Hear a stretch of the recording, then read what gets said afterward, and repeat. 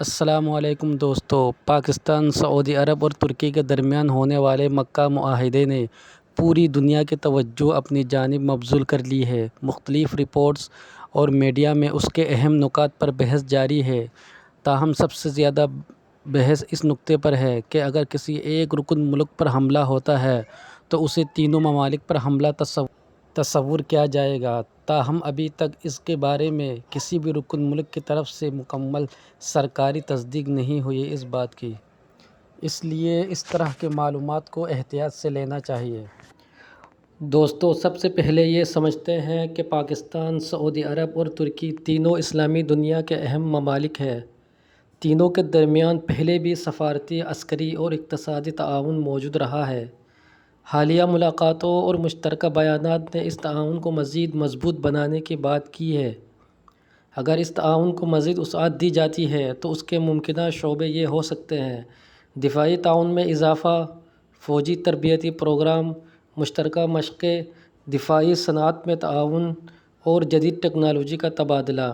معاشی میدان میں بھی تعاون بڑھانے کی بات کی جا سکتی ہے، جس میں سرمایہ کاری، تجارت، توانائی کے منصوبے شامل ہو سکتے ہیں۔ اب سوال یہ ہے کہ اس تعاون سے پاکستان کو کیا فائدہ ہو سکتا ہے؟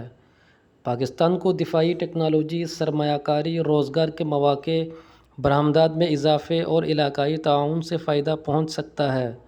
سعودی عرب پہلے ہی پاکستان میں مختلف شعبوں میں سرمایہ کاری میں دلچسپی رکھتا ہے، جبکہ ترکی دفاعی صنعت میں تیزی سے ترقی کر رہا ہے۔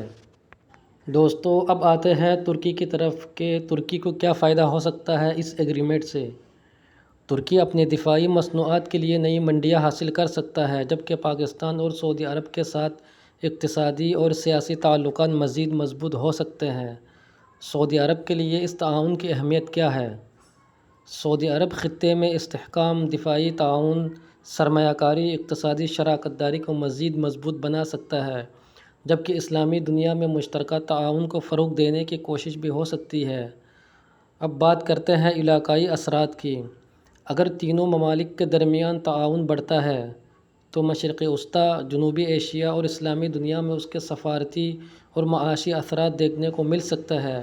تاہم اس کے حقیقی نتائج کا انحصار مستقبل میں ہونے والی عملی اقدامات پر ہوگا۔ ایک اہم بات یہ بھی ہے کہ سوشل میڈیا پر گردش کرنے والی ہر خبر درست نہیں ہوتی، اس لیے کسی بھی معاہدے کے بارے میں حتمی رائے قائم کرنے سے پہلے سرکاری بیانات اور مستند ذرائع کو ضرور دیکھنا چاہیے۔ دوستو، اگر مستقبل میں اس تعاون کے تحت نئے منصوبوں، دفاعی معاہدوں یا سرمایہ کاری کے اعلانات ہوتے ہیں تو یقیناً ان کے اثرات پاکستان، سعودی عرب اور ترکی کے تعلقات کو مزید مضبوط بنا سکتے ہیں۔ آپ کی کیا رائے ہے؟ کیا یہ تعاون خطے کے لیے فائدہ مند ثابت ہوگا؟ اپنی رائے کمنٹ سیکشن میں ضرور لکھیں۔ اگر ویڈیو پسند آئی ہو تو لائک کریں، دوستوں کے ساتھ شیئر کریں اور ہمارے چینل کو سبسکرائب کرنا نہ بھولیں۔